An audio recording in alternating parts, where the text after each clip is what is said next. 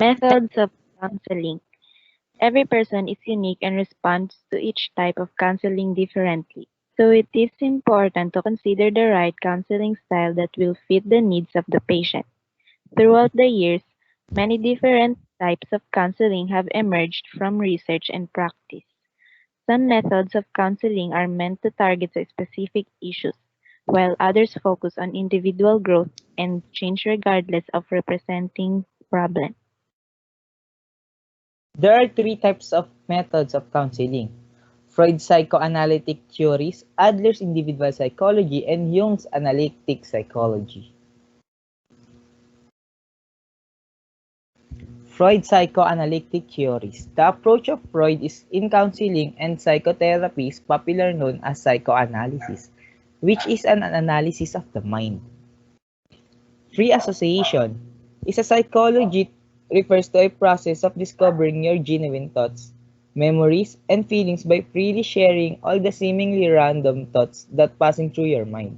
Usually, you are given a prompt like a word or image without context. Then you say what makes you think of. The person leading the exercise tries to create link between the prompt and your response to learn about how your brain makes connection between the ideas. After listening to his patient's random thoughts, Freud would analyze his information to find the hidden meaning. The goal of psychoanalysis was to find the source of your problem and reveal it to you. Freud's thinking what was once you understood what was causing you to think or behave in ill-adapted ways. The problem would naturally resolve for you. The concept of free association may be easy to understand, but its application is often difficult. The psychologist must use their expertise to go beyond the words spoken to discover the unconscious meaning. Free associations start with instruction from psychoanalysis or therapists. Free association is used most often in psychoanalysis and psychodynamic therapy. It can also be used the other form of therapy.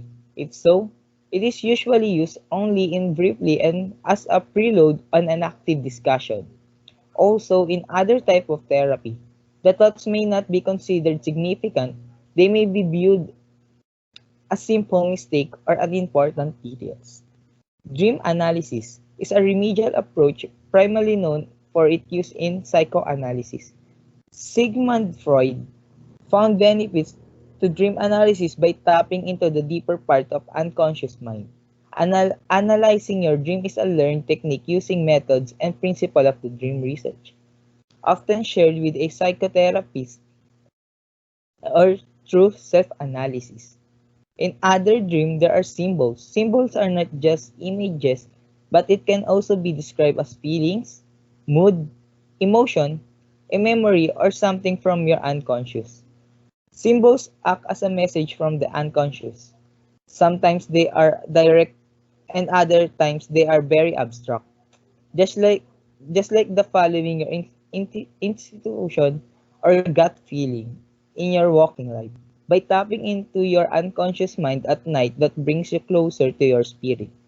You will receive hidden knowledge, profound inner wisdom, as well as warning and dangers. Confrontation and clarification. A therapist may deliberately engage in confrontation with a patient to assist the patient in dealing with the issue that patient has avoided discussing. Such as confrontation is unnecessarily loud, abrasive, or argumentative, nor does it necessarily require antipathy between the parties. A person can confront another quietly and as act of friendship. At the extreme attack therapy, it involves highly confrontational interaction between the patient and the therapist, or between the patient and the fellow patient during a group therapy, in which the patient may be verbally abused, humiliated by the therapist or the other members of the group.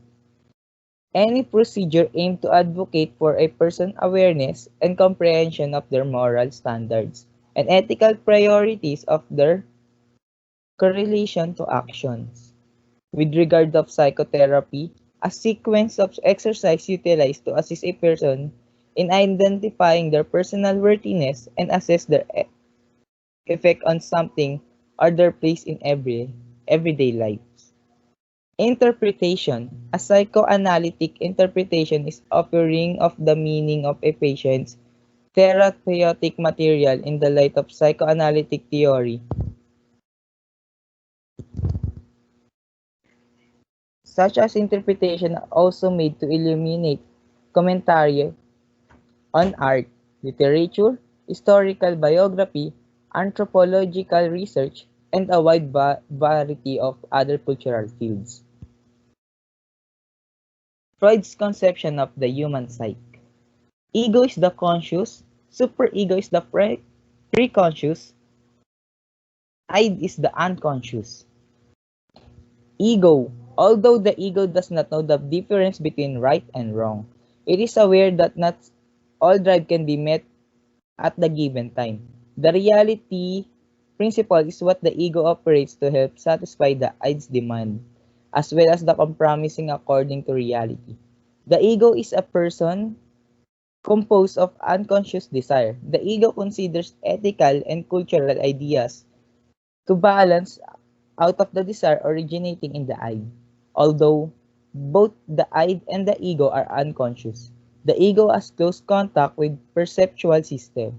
The ego has a function of self-preservation, which is why it can control the instinctual demands from the id. Superego. The superego can be the conscience of the mind because it can be distinguished between reality as well as what is right or wrong. Without the superego, Freud believed people would act out of the aggression and other immoral behaviors because the mind would have no way of understanding the difference between right and wrong. The superego is the consciousness of the personality and can override the drives of from the id. Freud separates the superego into two separate categories: the ideal self and the conscience. The conscience contains ideals of morals that exist within a society that prevent people from acting out of based on their internal desire. The ideal self contains images of how people ought to behave according to the society ideals. The id. Id is the part of the mind which hold all the humankind's most basic and primal instinct. It is the impulsive unconsciousness part in the mind that is based on the desire to seek immediate satisfaction. The id does not have the grasp of any form of reality or consequence. Freud understood that some people are controlled by the id because it makes people engage in need satisfying behavior without any accordance with what is right or wrong. Freud compared the id and the ego to a horse and a rider. The id is compared to the horse, which is directed and controlled by the ego or the rider. The id is part that you may consider that a little devil sitting on your shoulder, trying to get you all to do all those things that feel good, even they are wrong.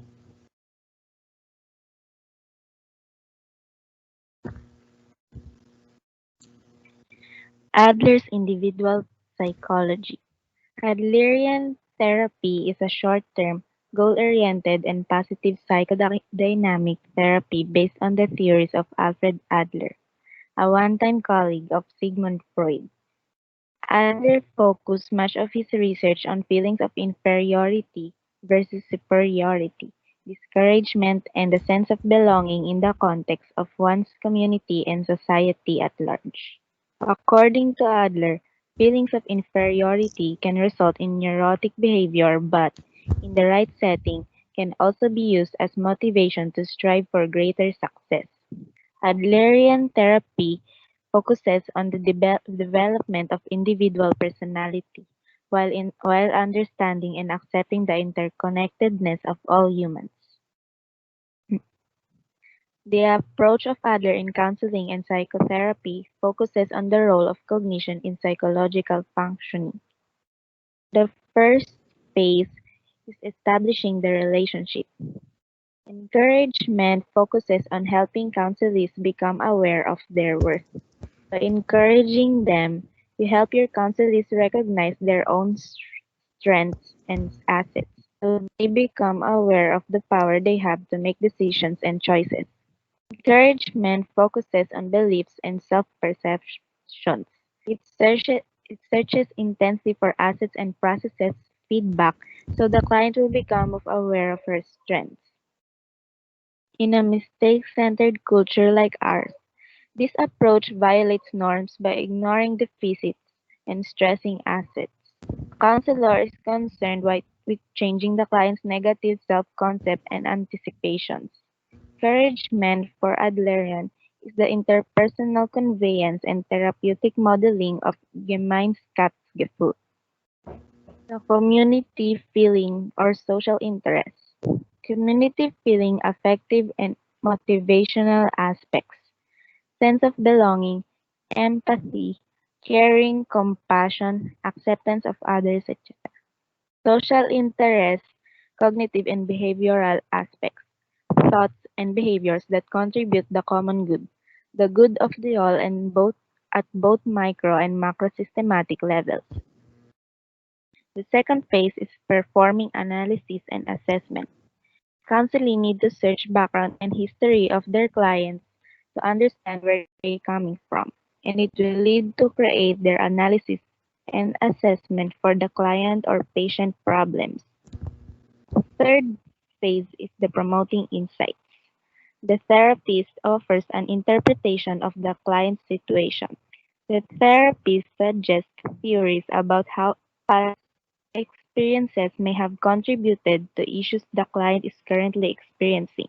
Importantly, the therapist leaves it up to the client to decide whether these theories are accurate and useful. The phase 4, reorientation. The orientation of individual's lifestyle is the final, but most difficultly, step in the four-step counseling process. Once the lifestyle is revealed and the client has been confronted with his or her mistaken goals, it would seem that if the client is willing to alter these goals, he or she would do so. Furthermore, in order for the change to be complete, it must involve the deeper unconscious level.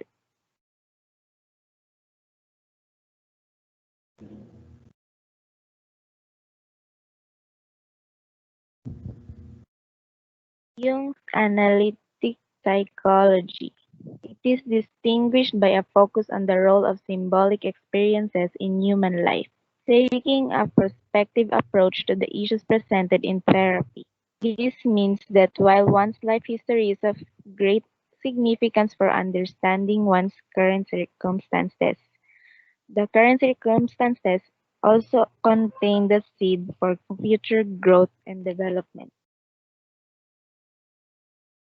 Carl Jung was a Swiss psychiatrist and psychoanalyst who founded analytic psychology. Jung worked as a research scientist at the famous Burgosly Hospital under Eugene Bleuler. Carl Jung founded the School of Analytic Psychology. He is responsible for proposing and developing the psychological concept of collective unconscious and archetypes along with the introvert and extrovert personality.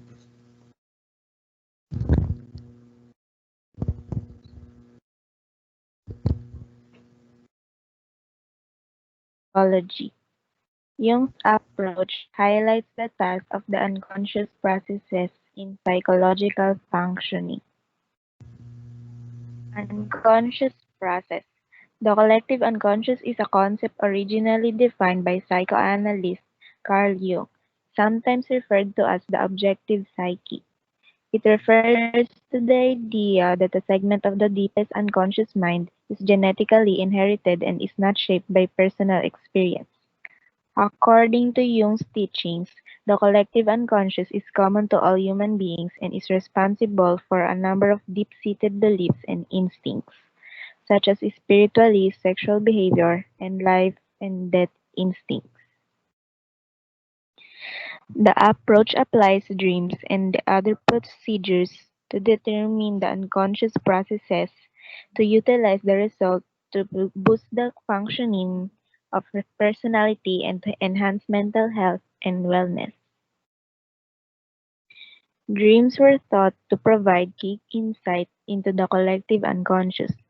Jung believed that due to archetypes represented, specific symbols in dreams are universal. In other words, the same symbols mean similar things to different people.